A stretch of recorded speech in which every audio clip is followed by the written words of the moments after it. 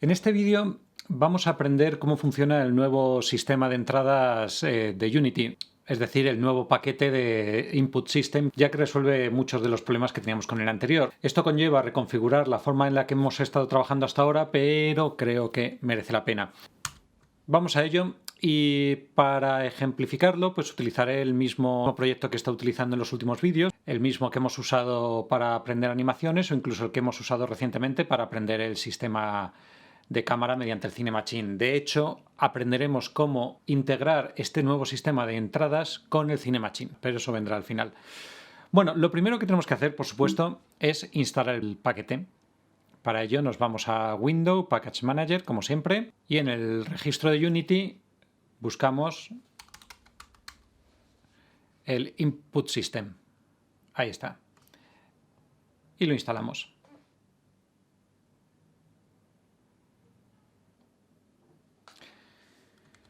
Bien, como hemos visto nos aparece una advertencia que, resumiéndolo mucho, dice cuidado porque a partir de ahora el anterior Input System ya no funciona. Es decir, que todo lo que hayas hecho con el sistema de ejes, con el Get Key Down, todo eso que hemos visto hasta ahora, pues deja de funcionar. Le voy a decir que sí. Me dice que guarde la escena. Y bien, después de reiniciar Unity para que reconozca el nuevo sistema de entradas, podemos comprobar, de hecho, si nos vamos a Edit, Project Settings, si nos vamos al Input Manager que hemos usado hasta ahora, veremos que efectivamente nos aparece una alerta diciendo que esto ya no se puede utilizar y sí que nos aparece el nuevo Input System Package, que es el que vamos a utilizar. Y ya que estamos aquí en la ventana de Project Settings, veremos que lo primero que nos aparece es un Create Setting Asset, es decir, necesita el proyecto crear un asset que contenga todas las configuraciones. Pues vamos a hacerlo, ya que nos lo pide. Y de hecho, si nos fijamos, habrá quedado un nuevo archivo con la extensión Input Settings que efectivamente contiene la configuración de nuestro paquete de entrada, que de hecho la tenemos aquí. Pero bueno, una vez que ya tenemos esto, empieza el trabajo. Antes de meternos de lleno en cómo funciona el paquete, voy a explicar cómo está mi escena. De esta forma también repasamos un poquito. Vemos que para mi personaje he creado varios estados, varias animaciones en mi Animator Controller. Para empezar, tiene aquí un Blend Tree de 2 dimensiones, esto que no hemos visto previamente, pero que bueno, es bueno saber que existe. Y básicamente es un Blend Tree como el que vimos en otros vídeos, pero que en vez de moverse en una dimensión, pues se mueve en 2 dimensiones, lo cual nos permite asociar pues una animación para cuando el joystick está mirando hacia arriba, otra para cuando está hacia abajo y lo mismo para izquierda y derecha. De hecho, incluso podemos probarlo aquí, la animación, y ver qué ocurre si mi joystick se mueve hacia arriba, ver qué pasa si se mueve hacia la izquierda o incluso ver qué pasa si se mueve hacia arriba a la izquierda. En ese caso pues camina y gira. O también qué ocurre cuando se mueve hacia abajo. Bien, eso es un Blend Tree de 2 dimensiones que lo configuramos aquí arriba. Pero tengo más cosas. Tengo un Blend Tree normal, que lo tengo aquí, que este sí lo hemos visto en vídeos anteriores, que básicamente lo que hará es agacharse. Y de hecho irá desde un valor de 0 a 1. Y eso determinará cómo de agachado está mi personaje. Y por último tengo también una animación de saltar que se disparará cuando ejecute un trigger, concretamente este. Bien, ¿por qué he contado todo esto? Quiero que ahora cuando empecemos a ver cómo funciona el Input System, tenemos que partir de qué necesitamos.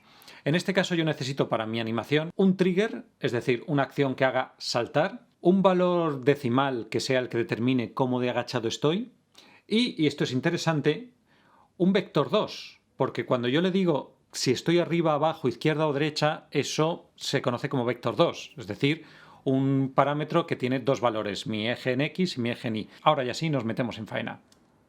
Bien, lo primero que necesitamos es configurar nuestras acciones de entrada. Y eso lo tenemos aquí en el menú de Assets, Crear, también podemos acceder con el botón derecho en el proyecto. Y aquí abajo efectivamente vemos un Input Actions. Le damos un nombre, le voy a llamar Input Controller. Es importante cómo le llamemos, luego veremos por qué. Y veremos que nos crea un elemento en nuestro proyecto con ese icono. Y si le damos doble clic, se abre la ventana donde vamos a determinar qué entradas tenemos. Tenemos 3 columnas. Vamos con la primera. Las Action Maps es una forma de organizar nuestras acciones. Luego lo entenderemos con el uso. Para poner un ejemplo, yo ahora mismo voy a crear unas acciones de movimiento y otras acciones para controlar la cámara. Insisto que esto es solo a nivel organizativo, pero efectivamente voy a crear una nueva mapa de acciones y le voy a llamar movimiento.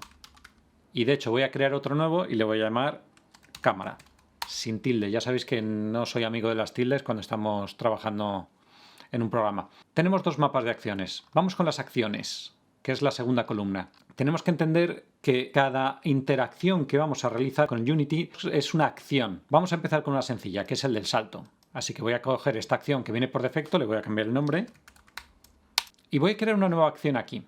Por ejemplo, le voy a llamar agacharse. Y voy a crear otra acción porque yo necesito efectivamente saltar, agacharse y moverse. Si nos fijamos, esas acciones se pueden desplegar y tienen lo que se llaman bindings. Esta es la gran potencia del nuevo sistema de entradas de Unity, y es que una vez definidas las acciones, por ejemplo, quiero saltar, a partir de este momento lo que le vamos a hacer es decir, vale, ¿cómo consigo el saltar? Lo normal es dárselo pues con teclas del teclado, con botones del ratón, botones del gamepad, o incluso si tuviésemos pantallas táctiles con tabs en la pantalla táctil. Bien, pues todo eso lo vamos a agrupar mediante lo que se llaman los bindings. Y lo maravilloso que tiene este sistema, este nuevo sistema, es que yo lo puedo recoger para diferentes hardwares de entrada, como por ejemplo un gamepad normal o un gamepad de PlayStation, y lo vamos metiendo en la misma acción, con lo cual esa acción se llamará independientemente del dispositivo de entrada que estemos usando o incluso del sistema operativo. Vamos a verlo con ejemplos y lo entenderemos mucho mejor. Pero antes de asignarle una acción, un binding, vamos a seleccionar la acción que hemos creado y veremos que en la columna derecha nos aparece lo más importante, que es qué tipo de entrada es. Puede ser un botón, en este caso sería un botón, sí. Puede ser un valor, o puede ser un pass-through, que eso lo dejo de momento porque eso es para cuando conectamos varios mandos y entonces necesita, digamos, reconocer varios mandos a la vez. Botón no tiene mucho más misterio, es un botón. Pero si selecciono value, veremos que ahora nos aparece otra desplegable que nos dice qué tipo de valor es. Como siempre, remito a la documentación de Unity, pero podemos ver varios ejemplos que ya nos suenan. Por ejemplo, un eje. Pues ya sabemos, un eje de un joystick que puede ser desde -1 a 1 o desde 0 a 1. Puede ser un valor digital, es decir, 1 o 0. Pueden ser valores decimales, pero puede ser incluso un vector 2 hasta un vector 3, es decir, un valor determinado por 3 coordenadas. Pero bueno, en este caso, como es el salto, le voy a decir que es un botón. Por ejemplo, para agacharse le voy a decir que es un valor y que efectivamente es un eje. Y moverse, y aquí es lo que viene, y aquí es donde está una de las novedades, le voy a decir que es un valor, pero un valor de tipo vector 2, es decir, 2 coordenadas. Me va a venir fenomenal. Bien, una vez que ya hemos determinado qué tipo de valores son, pues vamos con los bindings, es decir, vamos a determinar qué es lo que hace que salte mi personaje. Podemos añadir más bindings aquí. Vamos a configurar el que venía por defecto. Veremos aquí a la derecha, con el binding seleccionado, que nos pide un path, es decir, qué es lo que hace que se ejecute esa acción. Si lo desplegamos, veremos que nos aparece todos los dispositivos y si entramos, pues entrando en el teclado, pues le podemos decir que pues usando este teclado, pues aparecen todas las teclas aquí. Con estas flechitas de la izquierda podemos volver atrás. Y también tenemos gamepads y dentro de los gamepads pues tenemos todos los botones, incluso los ejes. Por cierto, hago un pequeño paréntesis, este es un buen momento para recordar que en Window Análisis, tenemos una opción que es Input Debugger, o Debugger si queréis, de dispositivos de entrada donde podemos comprobar efectivamente qué dispositivos tenemos conectados ahora mismo. Vamos a decirle cómo saltamos. Lo dicho, aquí aparecerán todos los dispositivos disponibles. Pero, y aquí es donde viene una cosa maravillosa, le podemos dar que escuche, que este botón de aquí, y ahora mismo cualquier tecla que toque, él lo identificará como lo que quiero que salte. Por ejemplo, si yo le doy a la barra espaciadora, automáticamente aparece y la puedo seleccionar, con lo cual ya tenemos aquí un binding para el salto, la barra espaciadora del teclado.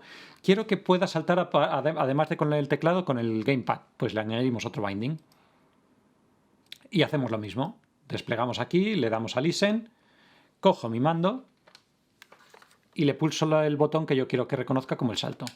Y aquí fijémonos, aparecen dos entradas. ¿Por qué? Porque él ha detectado que le he dado al botón A concretamente de mi gamepad para Xbox. Pero me pregunto, ¿quieres que sea el botón A de tu gamepad para Xbox o quieres que sea el botón de abajo de cualquier gamepad, lo cual nos viene estupendo porque si conectamos un gamepad genérico también funcionará, no solo con ese. Pero bueno, le voy a dar que el Xbox, que es el que tengo yo, y ya tengo 2 botones para el salto. Sigamos. Agacharse. Os recuerdo que para agacharse yo le he dicho que coge un valor de eje. Por lo tanto, si por ejemplo le doy a Listen, voy a coger un eje, por ejemplo el right stick, lo he movido hacia arriba y él automáticamente me ha detectado que he movido el eje Y de mi gamepad. Y no solo eso, sino que me pregunta si quiero vincularlo con el eje Y de mi gamepad, del right stick, o con el movimiento hacia arriba del right stick de mi gamepad. Le voy a decir que lo asocie con el eje Y del joystick derecho de mi gamepad Xbox. Vamos con el último. Al de moverse yo le he dicho que lo asocie con un vector 2. Voy al binding, despliego, le digo que escuche y voy a mover directamente el joystick izquierdo. Como veis, me ha detectado automáticamente que he movido un joystick y no me pregunta si es el eje Y o el eje X porque es un vector 2, es decir, que son 2 parámetros, eje X y eje Y. Así que efectivamente le voy a decir que es el left stick. Pues ya está, más o menos he configurado todas mis acciones y ahora viene lo difícil o lo fácil para los que son programadores, que es traducir esto en código. Pero antes de eso, una cosa muy importante. Antes de cerrar, tenemos que guardar. Podemos activar incluso el autosave para que se esté guardando automáticamente. Pero os recuerdo que lo que estamos ahora mismo actuando es sobre este archivo y que por lo tanto debemos guardar todas nuestras configuraciones. De hecho, si lo desplegamos, nos aparecen las acciones y los mapas de acciones que hemos creado. Bueno, vamos a ello. Ahora mismo mi personaje tiene acciones, tiene métodos creados para poder moverse, para poder saltar, para agacharse, pero no detecta ninguna entrada. Lo vamos a hacer desde cero. Muy importante, para poder empezar a usar ese paquete de entradas que hemos creado, tenemos que seleccionarlo en nuestro proyecto y veremos que en el inspector hay una opción que pone generar clase C#. ¿Por qué? Porque tenemos que acceder a ella a través de código. Activamos esa casilla. Aparecerán los valores por defecto. No recomiendo cambiarlos, salvo que queramos cambiarlo de ubicación. Le damos a aplicar y veremos efectivamente que se ha creado un archivo C# que si lo abrimos, bueno, hay datos aquí, además estructurados en formato JSON, pero que en principio nosotros no tendremos que tocar para nada. Muy bien, una vez creada, ya podemos acceder a ella. De hecho, os recuerdo que esta clase se llama InputController. Así que lo primero que tenemos que hacer es crear una variable de tipo InputController. Ya sabéis, por convención podemos llamarlo exactamente igual que en la clase, que es en mayúscula. Por favor, recordad eso siempre. Bien, lo primero que tenemos que hacer es instanciar la clase que hemos creado con los controles. Así que es bueno recordar lo que hemos aprendido de programación orientada a objetos en el sentido de cómo se instancia una clase. Pero antes de hacerlo, es importante que todo lo que vamos a hacer ahora mismo tiene que hacerse antes de que se inicie el script. Y por ello vamos a usar un método que no hemos usado hasta ahora. Igual que teníamos el start, tenemos otro parecido, que es el awake, que se ejecuta antes que el start. Así que es importante que lo que vayamos a hacer ahora, todo lo que voy a escribir ahora, a partir de ahora, lo haremos en el método awake. Y lo primero que vamos a hacer es, como ya he dicho, instanciar la clase. Así que ese input controller que hemos creado, en minúscula, le decimos que es new, es igual a new, una instancia de una clase, concretamente de input controller. Ponemos los paréntesis, punto y coma. Bien, una de las cosas que tenemos que hacer antes de empezar a escribir código y comunicarnos con nuestro nuevo sistema de entradas es activarlo y desactivarlo.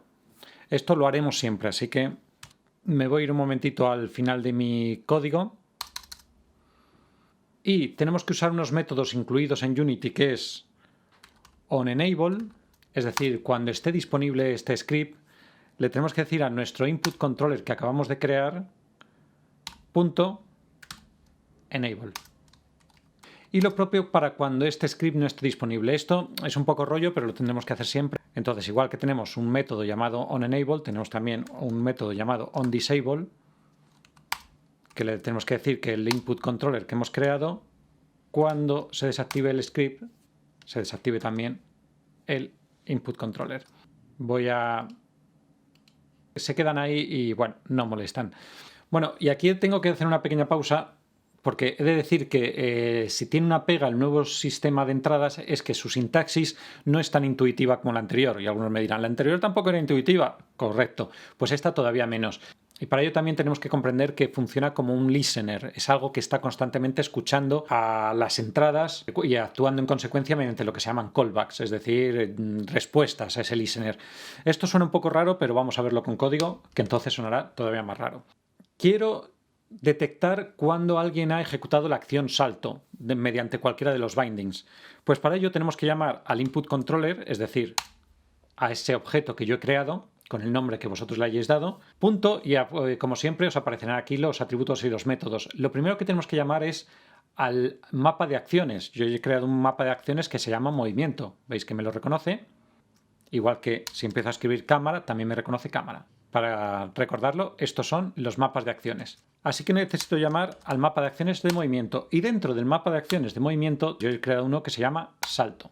Y ahora, tal como establece Unity, tenemos tres formas para detectar una entrada de dispositivo. Una, cuando empieza a detectarse, otra mientras se detecta y otra cuando deja de detectarse.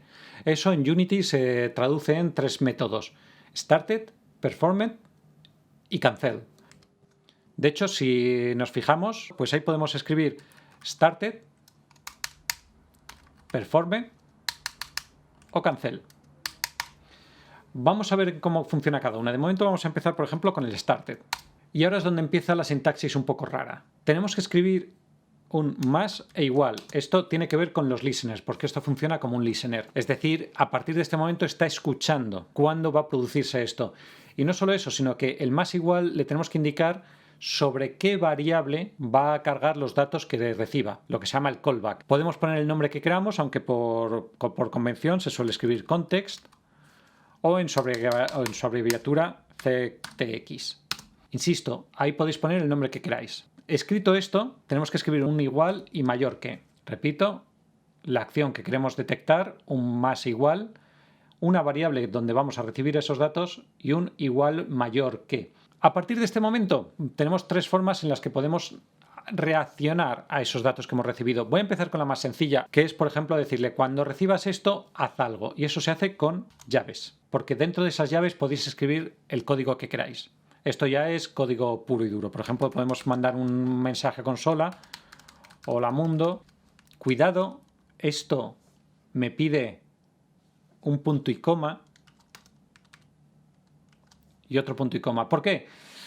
Porque esto es como si lo escribiésemos así. A lo mejor así lo vemos mejor.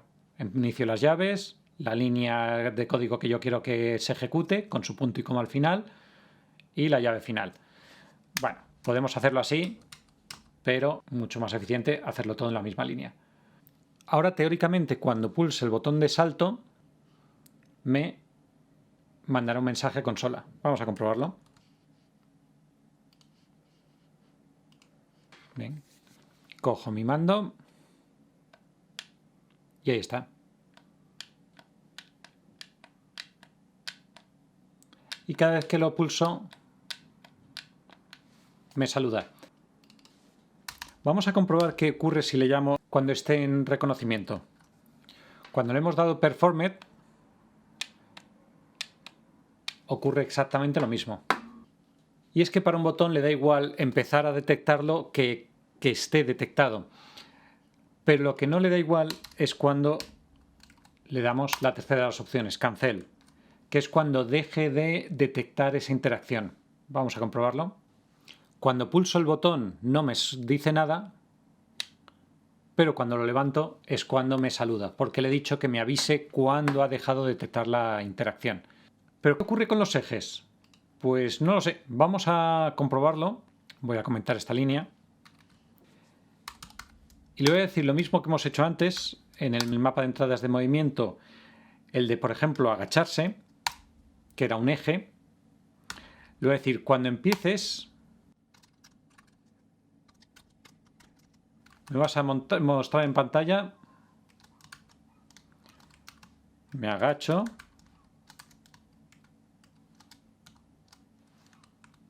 Recordad siempre de los puntos y comas.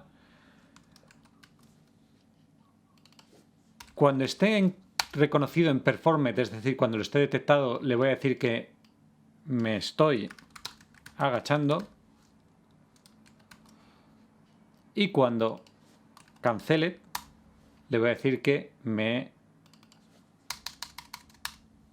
levantado. Vamos a ver qué ocurre. Recuerdo que la entrada de agachar se lo he vinculado con el eje derecho de mi gamepad, y si nos fijamos en la consola, cuando yo empiece a moverlo, pone me estoy agachando, me estoy agachando, me estoy agachando, y cuando dejo de pulsarlo me pone me he levantado. Y de hecho, si rebobino, veréis que me ha detectado, mira, por ahí hay un zombie, me ha detectado cuando he empezado a mover el joystick, solo detecta una vez el started, lo detecta en todo momento cuando está en funcionamiento, y cuando deja de detectarlo, que es decir con el cancel, lo muestra también solo una vez.